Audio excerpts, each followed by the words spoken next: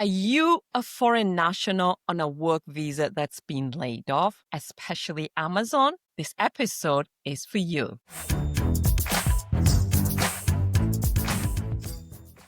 Over the last couple weeks, there's been a lot of announcements about folks being laid off. Specifically, Amazon announced, it was all over the news, that they were letting go 30,000 people. Now, based on all the data that Manasa and I look at, we know that Amazon has one of the highest numbers of foreign nationals on work visa. And these visas range all the way from H-1B to L1 to O1 to TN. So there's a very high chance that people on work visas are impacted by this layoff. So in today's episode, we are addressing this specific group of Amazon workers as well as other workers at tech companies that have been impacted by these layoffs. We're going to talk about how we help you not only stay in the country, but really what you can do as far as like immigration status and really help you get back on your feet. Anasa, this is really sad news, I know, but where do you want to start? I'm going to start by saying, yes, dealing with a layoff is not easy. You have to be super strong. We consider jobs as a big part of our identity, and definitely losing your job is a lot. It leaves us with a void. It leaves us with having to deal with grief. And typically, I think this would be a time when you could pause and maybe take the time to mourn and grieve that loss. But unfortunately, being on a work visa, it means that you don't have much time to dwell on all of that. And that is something that can definitely add to your level of stress. So our advice on this is to be super strong, one, but then also focus on what your next steps should be. It may sound really harsh at this point, but things can get worse unless you act fast. And our goal today in this episode is to probably hit on a few points which will help you stay in control of what is obviously a very bad situation. And we empathize. Jane and I have been on work visas, H-1B, not L1, but J-1 visas. And we totally understand that gut-wrenching, churning fear that comes with any discussion of layoffs. Our clients are on work visas. We work with foreign nationals on work visas. And I personally talk to many prospects on work visas. And so we get it. And of course, thinking about the families and your family members who are relying on you to maintain this job, and families maybe back home who may have worked really hard to get to where you are. Thinking about all of this is very, very tough. So if you want, take some time to just find a spot to, reinforce your strength, but then do get to work. Please, if it means being on autopilot for the next 30 to 60 days, just do it. It'll be okay, but do it. Okay, let's get to work, right? Yes. So your primary goal, as far as this is concerned, is to stay in the country, and we're going to talk a lot about this today, or exit on your own terms. Now, if you're going to plan to exit on your own terms, we actually have a checklist that we've put together that helps you go through the process of exiting the US again on your own terms. We're going to link that in the show notes. But let's get back to your primary goal being able to stay in the country. So we've already talked about the different visas that foreign nationals at Amazon and a lot of tech companies are on. Again, we know it sucks to lose your job. And hopefully you've done prior to this, you had put some work in as far as getting ready. I have a post I did a couple weeks ago that actually talks about how you prepare for a tech layoff. So now we need to put that into action. But even if you have not followed that, there's still hope for you, okay? So the way we've done this, because we love checklists, I think just being a planner, being organized, we like to do things in form of checklist, if you like very deliberate, intentional steps. So we've divided this up into different steps, and we're actually giving it like different days. So day 0, which is when you got the notice, to day 10. And these are what we're calling ASAP steps, okay? Now, these steps are right now focused on your immigration timeline. So the first thing you want to do is look at your key timelines. When exactly does your employment end, right?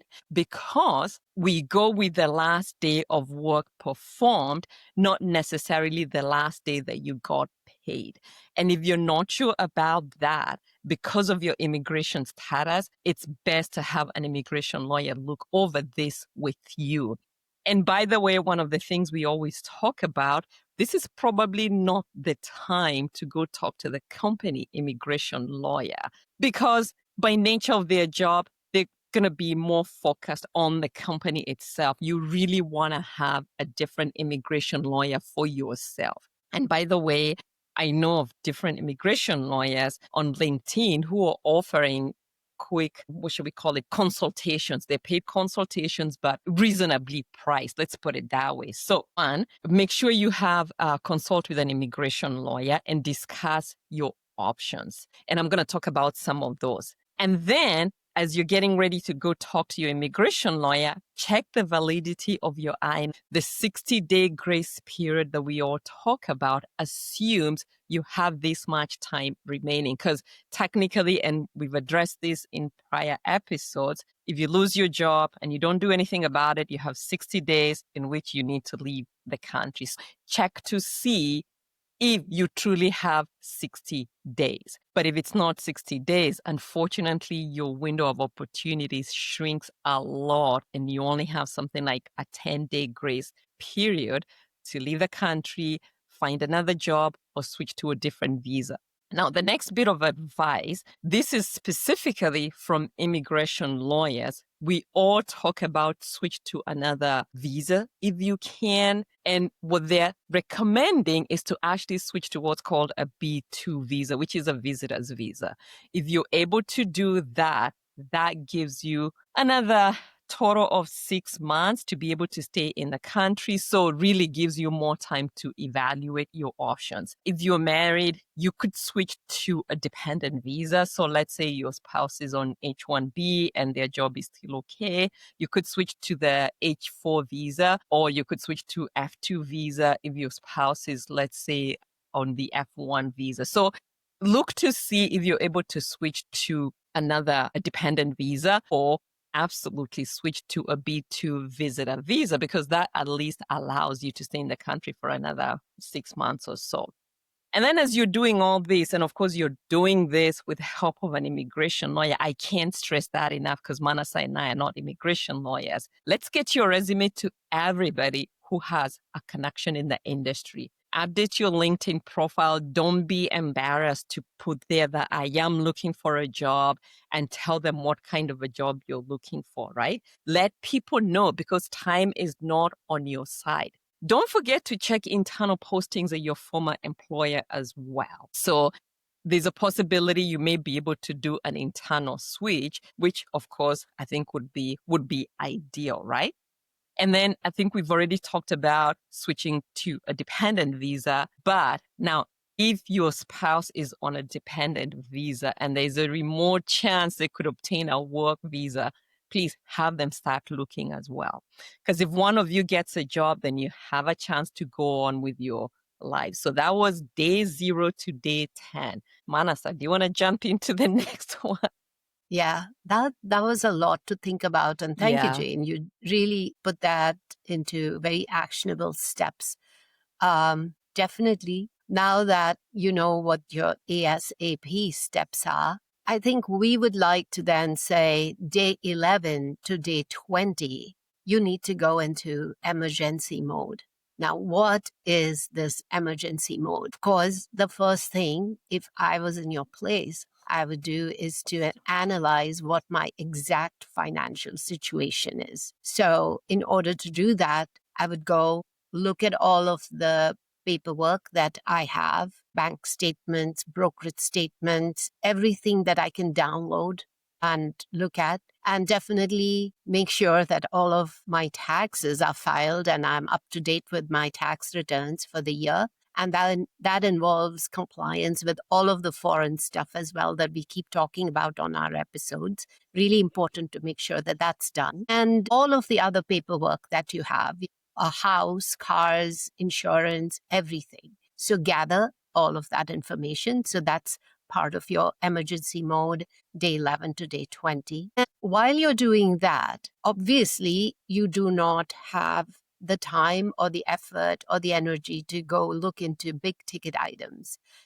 This is definitely not the time to be looking at buying a house or a rental property or a car even. That would be something that both Jane and I would think is not something that we would advise. And while you're looking at your finances and looking through all of the financial situation that you need to arrange for, do make sure that you have enough to pay for an airfare back home and make arrangements for that if you think that you might need help. A gist of what I would say is an emergency mode from day 11 to day 20, Jane. That last one is kind of sad, but I think it's just being practical, Yeah. which leads me to day 21 to day 40, which we're calling practical,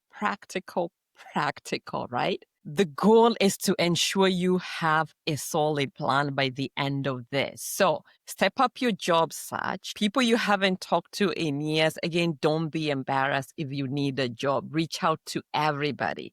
Get your family to help you, to support you on this journey, the whole job search journey. If you have older kids, and this is what I'm talking about being practical, what I'm going to suggest will not work for you. I get it. If at all possible, consider sending your family back home if it makes sense and if it helps you focus on your job search. It also has to make economic sense and work for your family. And the only reason Manasa and I talk about this, because I've seen somebody do this. I saw a friend do this and it really worked for them.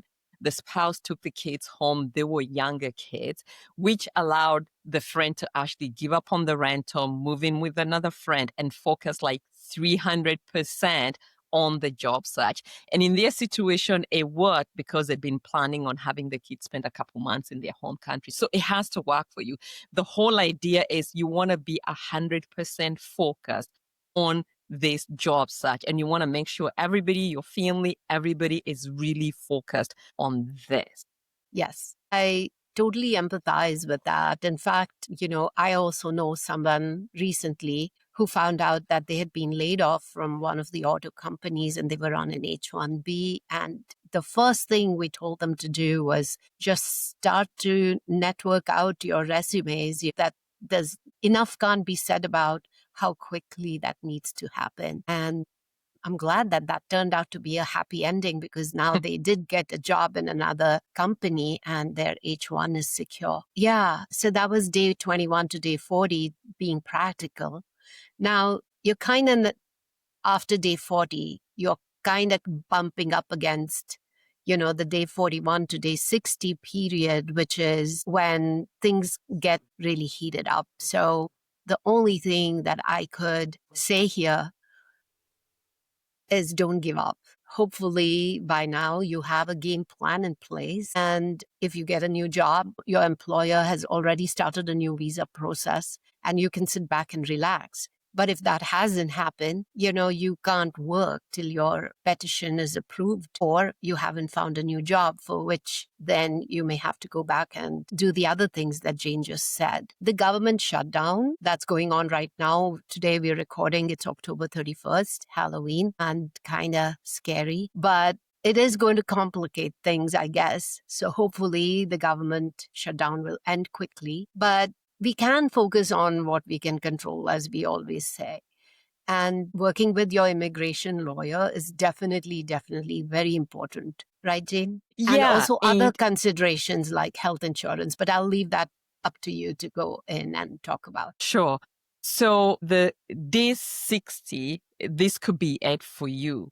But Yeah, remember, if you switch to the B1 on the B1 visitor visa that we talked about at the beginning of the article, you actually have 6 months, not 60 days to explore right. other options. If you've been able to switch to a dependent visa, then the validity of your visa is based on the primary holder's visa. So you definitely have more time. So we've talked about 60 days, but you do have the opportunity, if you act quickly, to ensure that, to actually give you more time in the process. So it's key that you actually do that.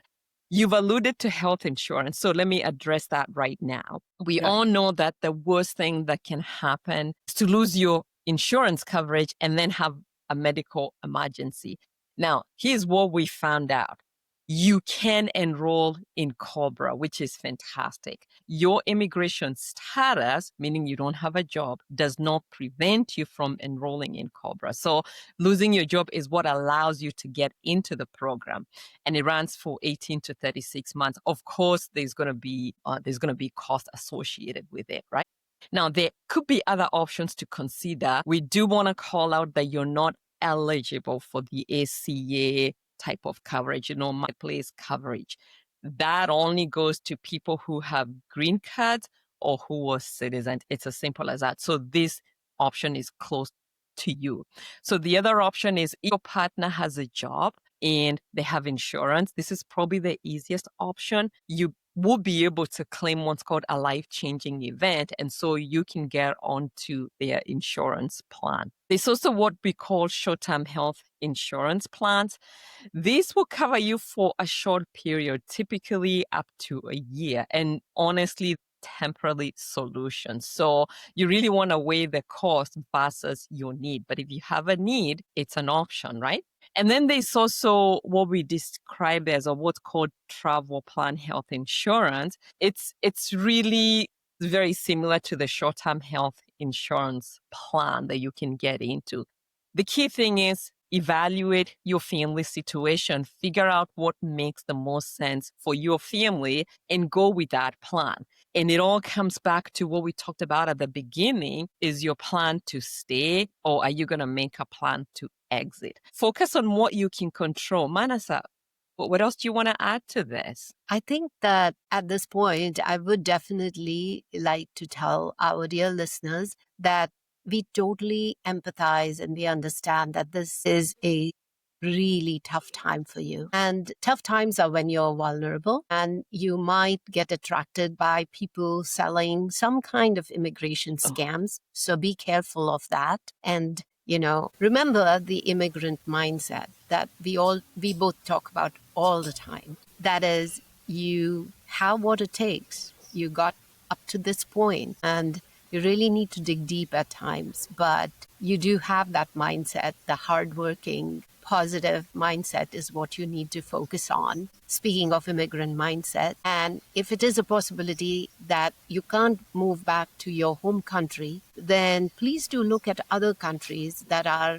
opening up with job offers. Don't give up hope. Have a plan in place. And to help you with your plan, do check out the checklist, which we will put a link to in our show notes. And most of all, dear listener, thank you. Thank you for being here. Thank you for listening to our episodes and encouraging us. And if you think that these steps today was something that was helpful to you, please share this episode with your friends. And we're hoping for the best. And we're hoping that if you are really looking at being terminated, then best of luck. Thank you. Thank you.